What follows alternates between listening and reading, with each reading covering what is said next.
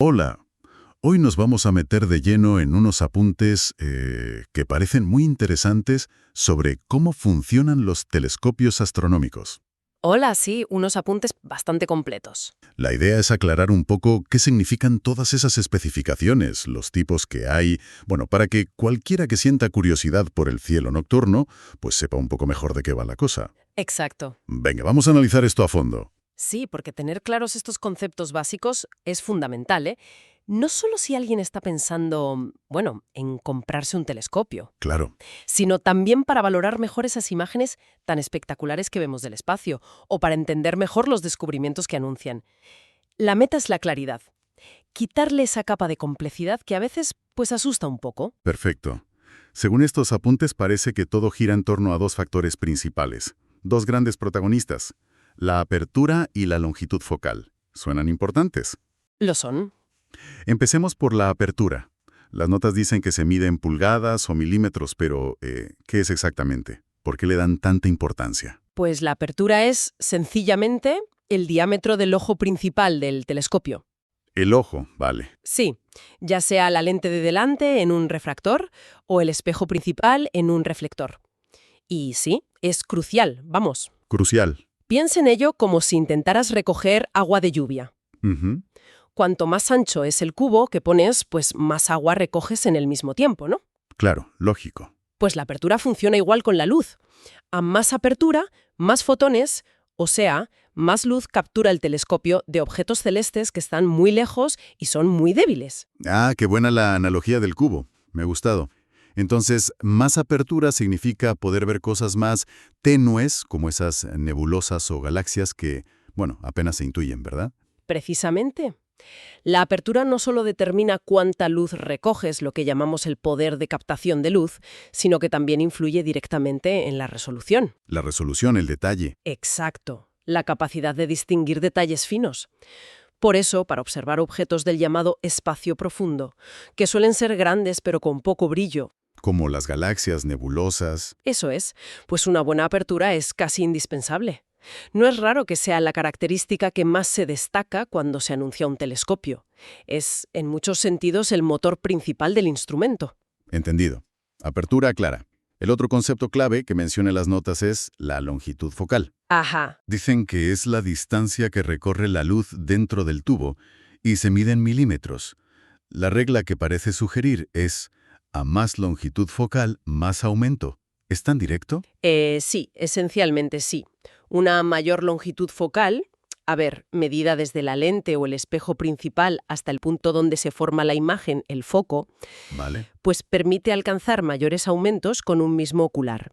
Los oculares son esas piezas que cambiamos, donde ponemos el ojo, ¿sabes? Sí, sí.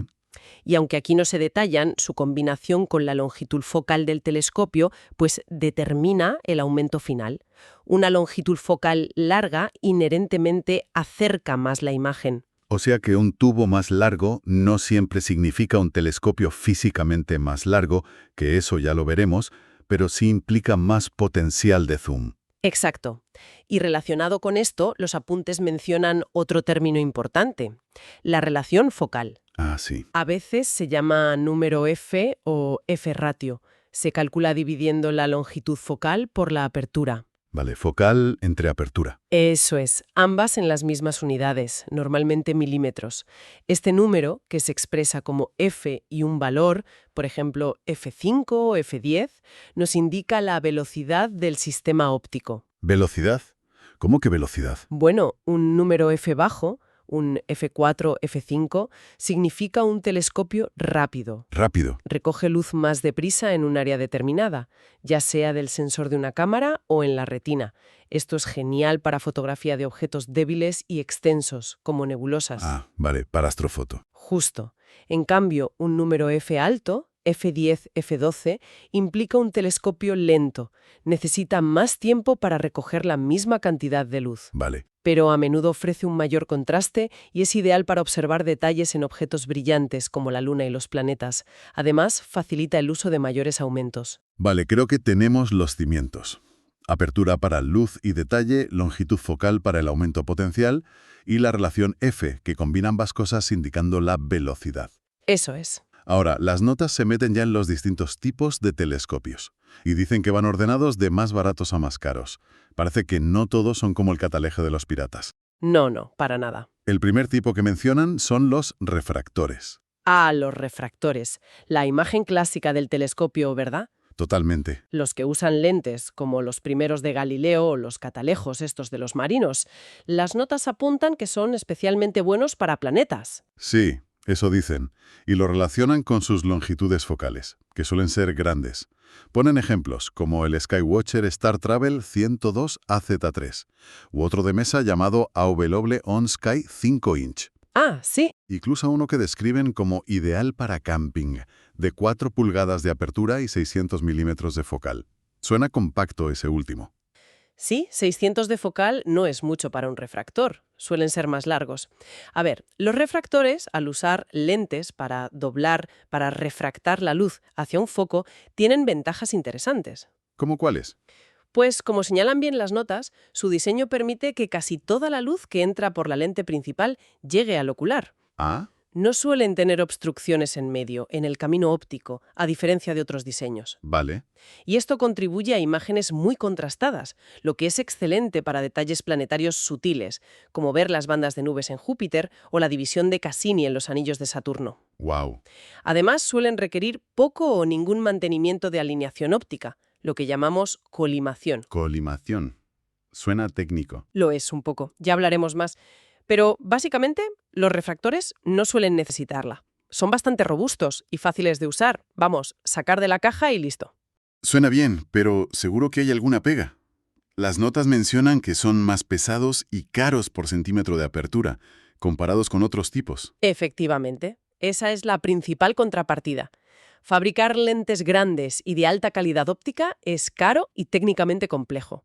Claro. Por eso, los refractores de gran apertura son bastante más caros y pesados que los reflectores de tamaño equivalente. Además, los refractores más sencillos pueden sufrir de aberración cromática. Aberración cromática. ¿Qué es eso? Es un efecto óptico de las lentes simples. Los distintos colores de la luz, las longitudes de onda, no se enfocan exactamente en el mismo punto. Ah, El resultado puede ser unos halos de color, normalmente violeta o azulado, alrededor de objetos muy brillantes, como estrellas o los bordes de la luna. vaya. Hay diseños de refractores más avanzados, los apocromáticos, que corrigen esto muy bien, pero claro, son aún más caros. Ya me imagino. Pero es fascinante que este diseño, que es el más antiguo, siga siendo tan valorado para ciertas cosas por la nitidez que puede ofrecer. Interesante el balance. Ok, si los refractores usan lentes, son buenos para planetas pero caros en tamaño grande. Las notas sugieren que la alternativa son los reflectores, que usan espejos. Eso es. Dicen que con estos empiezas a distinguir objetos y que son para espacio profundo. Y hablan de tamaños enormes, desde 6 pulgadas hasta 30, e incluso metros. El ejemplo es un cuásar, Q1550 de 6 pulgadas. Es aquí donde entra Newton. Exactamente. El diseño reflector newtoniano, que usa un espejo cóncavo primario para recoger la luz y un espejito plano secundario para desviarla hacia el lado del tubo, donde va el ocular, Ajá. fue una revolución. Permitió construir telescopios con aperturas mucho mayores a un coste bastante menor que los refractores. Claro. Por eso las notas asocian este diseño con el acceso a objetos de espacio profundo. Necesitas esa gran apertura para captar la luz tan débil de galaxias y nebulosas lejanas. ¿Y cuáles son las ventajas y desventajas aquí? Las notas dicen que no tienen aberración cromática, lo cual suena bien, Sí, eso es una gran ventaja. y que son más ligeros y económicos por unidad de apertura, ¿correcto? Los espejos reflejan todos los colores de la luz por igual, así que eliminan por completo la aberración cromática. Y sí, fabricar un espejo grande es generalmente más barato y técnicamente más sencillo que una lente del mismo tamaño. Esto democratizó el acceso a grandes aperturas, sin duda. Pero también tendrán sus inconvenientes. Claro, los tienen. Las notas mencionan que captan menos luz, lo cual puede sonar un poco raro. Sí, ¿cómo que menos luz si son más grandes? Se refiere principalmente al efecto del espejo secundario, el pequeño que está en medio. Ah, el que desvía. Ese. Físicamente bloquea una pequeña porción de la luz que entra antes de que llegue al espejo primario. Esta obstrucción central puede reducir ligeramente el contraste en comparación con un refractor ideal del mismo tamaño. Ah, vale, la obstrucción. Entendido. También dicen que pueden ser más voluminosos y delicados, y que necesitan colimación. Esa palabra otra vez. Suena importante. ¿Qué es exactamente y qué tan complicado es? La colimación es el proceso de alinear los espejos del telescopio para que trabajen juntos perfectamente. Alinear los espejos, vale. En un reflector newtoniano, tanto el espejo primario como el secundario deben estar orientados con precisión para que la luz se dirija correctamente al ocular y la imagen sea nítida, claro. Entiendo. Las notas tienen razón al señalar que es algo necesario, sobre todo si transportas el telescopio o si sufre algún golpe. ¿Es complicado? Bueno. Dime la verdad. Pero con un poco de práctica y las herramientas adecuadas, que a veces es un simple ocular de colimación o un colimador láser, se convierte en una tarea de mantenimiento bastante rutinaria. Puede llevar solo unos minutos. Bueno, no suena tan terrible. Pero sí, es un paso adicional que los refractores generalmente no requieren. Si la colimación no está bien hecha, las imágenes se ven borrosas o deformadas, y eso puede ser frustrante si no sabes qué está pasando. Entendido. Es un mantenimiento a tener en cuenta. Entonces, tenemos refractores, lentes, caros, buenos para planetas, sin colimación. Y reflectores, espejos, más baratos por apertura, geniales para cielo profundo, necesitan colimación. Exacto. Y las notas presentan un tercer tipo, los catadióptricos o compuestos. Usan lentes y espejos. Suena a querer combinar lo mejor de ambos mundos. ¿Lo consiguen? Esa es la idea, sí, detrás de los diseños catadióptricos. El más común es el Schmidt-Cassegrain, o SC, como menciona el ejemplo del Celestron Nexstar 8S. El 8S, sí. Intentan combinar la gran apertura posible de los reflectores con un tubo mucho más corto y compacto de lo que permitiría una longitud focal equivalente en un diseño newtoniano puro. ¿Y cómo lo hacen? Pues usan una lente correctora en la parte frontal, la placa Schmidt, y hacen que la luz rebote entre un espejo primario cóncavo y un espejo secundario convexo, antes de salir por un agujero en el centro del primario, hacia el ocular. Y aquí es donde entra ese detalle increíble que apuntan las notas. Dicen que este diseño permite que un tubo de solo 45 centímetros tenga una longitud focal de 2 metros. Exacto. Es como si doblaran la luz varias veces dentro de una caja. Eso es ingeniería óptica pura. ¡Wow! Esto los hace muy versátiles, como indican las notas. Son adecuados tanto para observación planetaria, por la larga longitud focal, Claro. como para objetos de espacio profundo, si la apertura es suficiente, claro. Son una opción muy popular por ese equilibrio entre rendimiento y portabilidad. Pero, Como siempre, debe haber un pero. ¿cuáles son las pegas según los apuntes? Mencionan posible aberración cromática residual, Sí, necesidad ocasional de alineación, que captan algo menos de luz y que son más caros. sí, los compromisos existen. Aunque la placa correctora ayuda mucho, puede introducir aberraciones residuales muy sutiles. Nada comparado con un refractor simple, pero ahí están. Vale. La alineación del espejo secundario, y a veces el primario, puede ser necesaria de vez en cuando. Quizás con menos frecuencia que en un newtoniano típico, pero puede hacer falta. Ajá. La pérdida de luz se debe a las múltiples superficies ópticas por las que pasa la luz, la correctora, el primario, el secundario, y también a la obstrucción central del secundario, que suele ser proporcionalmente mayor que en muchos newtonianos. Entiendo. Y sí, la complejidad de fabricación de la placa correctora, que es asférica, y el sistema en general los hace más caros que un newtoniano de la misma apertura. Buscan ser el todoterreno compacto, pero esa versatilidad y portabilidad, pues, tienen un precio. Bien, creo que tenemos una buena idea de los tubos ópticos. Pero falta una pieza clave. ¿Cómo sujetamos todo esto y lo apuntamos al cielo? Fundamental. Las notas hablan de las monturas también ordenadas, de más baratas a más caras. La primera es la montura altazimutal, ALT-AZ. Suena simple. Y lo es. Como bien describen las notas, una montura altazimutal permite mover el telescopio en dos ejes perpendiculares, arriba y abajo, altitud, Altitud. y de izquierda a derecha, azimut. Azimut, vale. Arriba, abajo, izquierda, derecha. Muy intuitivo, como un trípode de fotografía. Por eso es muy común en telescopios para principiantes, en los modelos dobsonianos, que son un tipo de reflector sobre una base altazimutal muy simple, y en telescopios diseñados para ser muy portátiles. Su sencillez y bajo coste son sus grandes ventajas. El inconveniente. supongo que seguir las estrellas que no se mueven en líneas rectas de arriba a abajo o izquierda a derecha por el cielo, no. Exacto. Ahí está el desafío fundamental.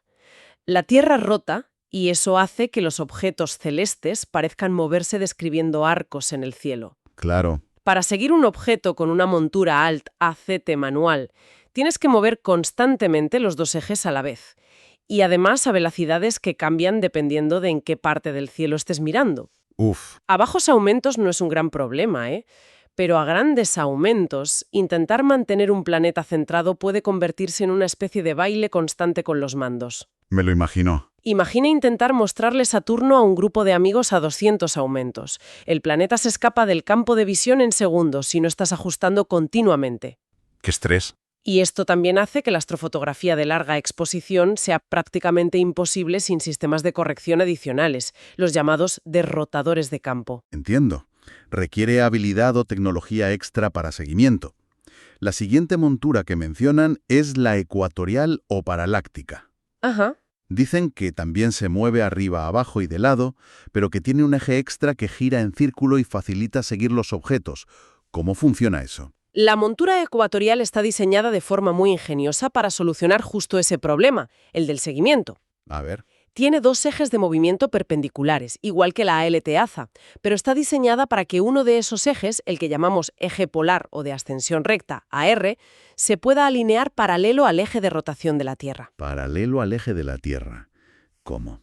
Pues apuntándolo hacia la estrella polar, si estás en el hemisferio norte, o hacia el polo sur celeste, si estás en el sur. Ah, vale. Alinearla con la polar. Eso es. Una vez hecha esta alineación polar, ocurre la magia. Para seguir cualquier objeto celeste solo necesitas mover el telescopio alrededor de ese eje polar a una velocidad constante, la misma en la que gira la Tierra pero en sentido contrario. Ostras. Un solo movimiento compensa la rotación terrestre. Ah, eso sí que simplifica las cosas. Una vez alineada, solo giras una rueda o un motor en un eje y el objeto se queda quieto en el ocular. Precisamente. Facilita enormemente la observación cómoda a altos aumentos durante largos periodos. Y como apuntan las notas, es casi imprescindible para la astrofotografía de larga exposición de objetos débiles, donde necesitas mantener el objeto perfectamente centrado durante minutos o incluso horas. Claro, para las fotos largas. Exacto. La desventaja es que suelen ser más pesadas, más complejas y más caras que las altaazimutales. Y requieren ese paso inicial de la alineación polar, que, bueno, necesita un poco de aprendizaje. Vale. Y las notas mencionan también las monturas motorizadas, como un tipo aparte. ¿Es así? Es una buena pregunta, porque a veces se presenta así y puede generar confusión. Como bien señalas, las notas lo mencionan, pero es importante aclarar. A ver. La motorización no es un tipo fundamental de geometría de montura, como ALTAZ o ecuatorial. Es una característica adicional que se puede aplicar a ambas. Ah, vale, vale. Puedes tener una montura ALTAZ motorizada o una ecuatorial motorizada. La motorización simplemente añade motores eléctricos a uno o a los dos ejes. Entiendo. En una ecuatorial alineada, un motor en el eje polar proporciona el seguimiento automático. En las altazimutales motorizadas, normalmente se necesita un pequeño ordenador incorporado, lo que se llama go-to, El go-to, sí. que calcula constantemente las velocidades variables que se necesitan en ambos ejes para seguir un objeto. Entonces, el go-to, que a veces se ve anunciado, ¿es parte de la motorización? A menudo sí. Las monturas motorizadas frecuentemente incluyen sistemas go-to. Estos sistemas tienen una base de datos interna con miles de objetos celestes. Miles. Sí. Tras un proceso de alineación inicial con algunas estrellas brillantes, puedes simplemente seleccionar un objeto en el mando de control, por ejemplo, Galaxia de Andrómeda, y la montura moverá el telescopio automáticamente hasta apuntarlo. Qué cómodo. Y además, una vez apuntado, lo seguirá automáticamente. Esto es una gran ayuda, especialmente para principiantes que aún no conocen bien el cielo o para encontrar rápidamente objetos débiles y difíciles. Mejora muchísimo la comodidad y permite aprovechar mejor el tiempo de observación. Fantástico. Entonces, haciendo un balance de todo lo que hemos desgranado de estos apuntes, parece que elegir un telescopio no es tan simple como coger el más grande o el más caro. Para nada. Hay muchos factores en juego. Apertura es rey para ver cosas débiles, pero tiene implicaciones de tamaño y coste. Exacto. La longitud focal te da el potencial de aumento. Los diseños, refractor, reflector, catadióptrico, son como distintas filosofías, cada una con sus puntos fuertes para ciertos objetos, planetas versus cielo profundo, y sus necesidades de mantenimiento, o la colimación, O su precio, claro. o su precio. Y luego la montura, casi tan importante como el tubo para poder usarlo bien y no frustrarse. Has dado en el clavo. La gran conclusión que se extrae de entender todas estas especificaciones es que no existe el telescopio perfecto universal. No hay uno para todo. No. La elección ideal es profundamente personal y depende de un equilibrio entre varios factores. ¿Cuál es el presupuesto? ¿Cuánto importa que sea fácil de transportar o se usará principalmente desde casa? Claro. ¿Qué se quiere observar preferentemente? ¿La Luna y los planetas, nebulosas y galaxias o un poco de todo? ¿Y cuánta disposición hay para dedicar tiempo a tareas como la colimación que requieren los reflectores? ¿Preguntas clave? Y como bien recalcas, una óptica excelente sobre una montura endeble o difícil de manejar es una receta para la frustración. Montura y tubo óptico tienen que ir de la mano para una buena experiencia. Se trata de encontrar la combinación que mejor se adapte a las circunstancias y expectativas de cada persona. Esperamos que esta exploración detallada de los apuntes sobre telescopios haya servido para arrojar luz sobre estos conceptos. Es un universo en sí mismo, el de la instrumentación astronómica. Desde luego. Pero entender lo básico ya abre muchas puertas. Sin duda. Y fíjate, toda esta conversación sobre aperturas en milímetros, relaciones focales, diseños ópticos, geometrías de monturas, Sí, nos lleva a una reflexión final interesante. Más allá de la ficha técnica, de si un telescopio es refractor, reflector o catadióptico, de si la montura es aleta Z o ecuatorial. ajá. ¿Cómo influye en nuestra percepción del cosmos el simple hecho de mirar a través de estas diferentes ventanas? Cada una, con sus ventajas y sus limitaciones, nos ofrece una visión particular del universo. Es una buena pregunta. Nos conecta de forma distinta a una imagen perfectamente nítida y contrastada de Júpiter en un refractor que la visión etérea, casi fantasmal, de una galaxia lejana apenas visible en un gran reflector. Quizás ahí, en cómo cada instrumento modela nuestra experiencia personal de observación, resida una parte importante de la magia de la astronomía amateur. Algo en lo que pensar la próxima vez que miremos al cielo, con o sin telescopio.